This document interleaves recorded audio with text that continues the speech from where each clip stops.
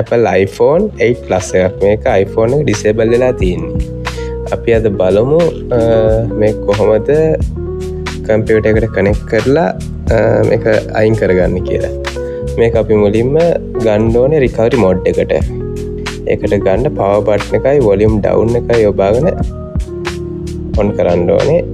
ඒකලා Apple logo එකෙද්දී අපි lightning cable එක plug කරන්න ඕනේ. ඒ විදිහට තමයි අපි recovery mode එකට ගන්නෙ. ඊට පස්සේ අපි iTunes download කරගෙන ඉන්න ඕනේ අපේ laptop එකට.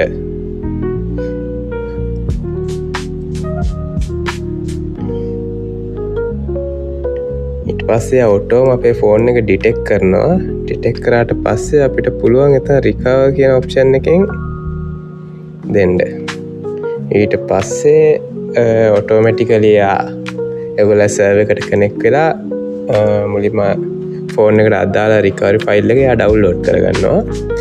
download කරගෙන තමයි ෆෝන් එකට install කරගන්නේ.